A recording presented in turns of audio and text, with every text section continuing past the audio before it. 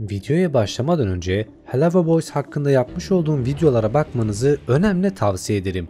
Neden Stolas'ın hikayesini yapıyor sorusuna ilk izlediğimde Blitz karakterini, sonraki süreçlerde naifliği ve düşünce yapısı için Stolas'ı sevmeye başladığımı fark ettim.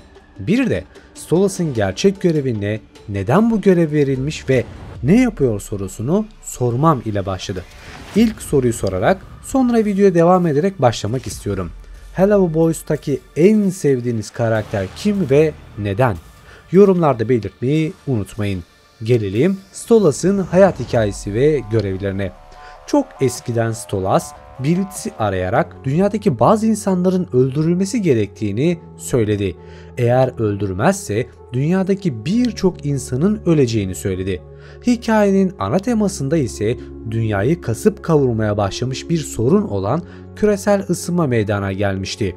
Dünya hızlı ısınıyor ve sıcaklık yüzünden kuraklık başlamıştı. Stolas'ın öngörülerinden dünyadaki insanların öleceğini gördü ve bunu durdurabilmek için bazı insanların ölmesi gerektiğini anladı. Böylelikle küresel ısınmayı durduracak ve dünya yaşamaya devam edecekti. Stolas, Blitz'i tutarak küresel ısınmanın varlığını yalanlayan ve bu soruna neden olan insanların isimlerini verdi. Blitz bu isimleri alıp dünyaya geldi ve küresel ısınmaya neden olan bu isimleri ortadan kaldırdı. Bakıldığında Hello Boys çizgi dizisinde Stolas oldukça pasif bir karakter gibi dursa da aslında arka planda çok büyük bir sorumluluğu olan bir iblistir. Şimdi birileri diyecek, abi saçmalama, iblis neden dünyayı kurtarsın ki? Şimdi teolojik olarak inceleyecek olursak şeytan dünya var olduğu sürece insanları kandırıp cehenneme gönderecek ve cehennemi dolduracaktır. Dünya yaşadıkça insanlık var olacak ve daha fazla insanı günahkar yaparak cehenneme gönderecektir. Eğer dünya var olamaz ve insanlık yok olursa kıyamet kopacak ve artık cehenneme insan gönderilemeyecektir. Tüm bunları düşündüğümüzde iblisler dolaylı yoldan da olsa cehennemin varlığını sürdürebilmek ve insanla doldurabilmek için dünyanın dönmesine yardım edecek ve insanlığın sonunun gelmesini engelleyecektir. İşte tam da bu noktada Stolas'ın dünyaya iyilik olsun diye değil, tam tersi cehenneme yakıt olması için kurtarmıştır. Tabi bir ayrıntı var, orası başka. Stolas iblislerin en naif karakterlisi ve yaptığı işi bulunduğu mevkiden nefret eden nadir iblislerden bir tanesi. Soylu ve güçlü olmasına rağmen o bu hayattan hiç memnun değil. O mutlu olmak istiyor. Bu mutluluğu da ona tattıran Blitz ile olan ilişkisi. Stolas'ın hayatını incelemek için biraz derinlere gitmekte fayda var. Çünkü Stolas'ın genel anlamda Blitz ile olan ilişkisi bu çizgi dizideki ana faktör. Stolas, Gosh ailesinde doğdu ve doğum gününde babası tarafından insan dünyasının gökyüzünü incelemek için bir Grimoria adlı ölüm kitaplarından birini aldı. Aynı zamanda onu bir varis vermek için Stella ile görücü usulü bir evliliğe soktu. Stolas'ın birden resmi gördükten sonra ağlaması ve oğlunun evlilik hakkında bu duygusallığını engellemek istemesi nedeniyle Stolas'ı Fizrolli ve Blitzo'nun sahne aldığı bir sirke götürdü. Stolas, Blitzo'yu ve şakalarını sevdi. Bu yüzden babası Blitzo'nun babasıyla konuştu ve Blitzo'yu Stolas'ın oyun arkadaşı olarak satın aldı. Böylece onunla uğraşmak zorunda da kalmadı. İkisi arkadaş oldu ve yıllar sonra Blitzo'nun Grimoria kitabını çalmaya çalıştığı Stella'nın partilerinden birinde tekrar bir araya geldi. Stolas onu Blitzo'nun Stolas'ın kitabını elde etmek ve böylece dünyaya erişmek için impin oluşumunu başlatmak için kullandığı cinsel aktivitede bulunmak istediği için yanlış anladı.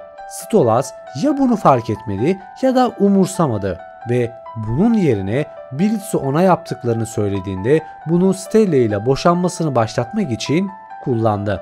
Ayrıca Octavia'ya evliliğinin asla iyi olmadığını açıklamakta zorlanmak ya da ilişkisinden önce Stella'ya karşı durmak ve Blitzo ile ona karşı gerçek duyguları hakkında konuşmakta zorlanmak gibi daha büyük ikilemlerle karşı karşıya kalındığında duygularını ifade etmekte çok zorlanmakta. Bu eğilimler onu bencil ve hatta hayatındaki bazı insanlara uçuk gösterilse de düzeltmeye veya pişmanlığa kayıtsız değildir. Ve bu özellikle sevgili kızı Octavia ile ilgili olarak geliştirmek için çaba sarf ettiği bir şeydir. Stolas'ın ayrıca çok yalnız, görünüşte izole ve kendi pozisyonunda kapalı olduğu gösterilmiştir. Sirkte çocukken Blitzo'ya kitaplarını paylaşacak kimsenin olmadığını söyledi ve bu fikri daha da destekledi. Evli olmasına rağmen kendisinin ve karısının sevgi dolu olmadıkları ve evliliklerin uzun süredir biraz soğuk olduğunu ima etmiştir. Stolas'ın belki de şaşırtıcı bir şekilde eşit derecede romantik ve açık bir yanı var. Şu anda karmaşık bir evlilik dışı ilişki içinde olduğu, akranları arasında alt sınıf olarak kabul edilen bir imp olan Blitzo ile ilişki yaşamak istediği için çevre tarafından hor görülmekte. Ayrıca birçok yatak odası tercihini tartışırken bazen başkalarının önünde son derece açık ve süslü bir dil kullanarak çok sansürsüz bir karaktere sahiptir. Birçok iblislerde ve genel olarak cehennem sakinlerinde olduğu gibi Stolas'ın biraz şüpheli bir ahlaki pusulası vardır ve kendi çıkarları için insanların işlerine müdahale ettiği ima edilir. Cehennem ile yaşayan dünya arasındaki sınırı kendi kişisel büyüsüyle kolayca geçebilir ve insanlara korku salmaktan da zevk alır. Buna rağmen değer verdiği kişilere karşı nazik ve besleyicidir. Kızına açık bir bağlılık gösterir. Blitzo ve iş arkadaşlarına karşı ise ilgi gösterir ve ayrıca etobur cehennem bitkilerinden oluşan geniş ve cömert bahçesine de özen gösterir. Cehennem iblislerini düşündüğümüzde gücü diğerlerine nazaran çok yok gibi. Zaten sadece 3 iblis gördük. Ayrıca Stolas'ın gerçek gücü tam olarak görmedik bile.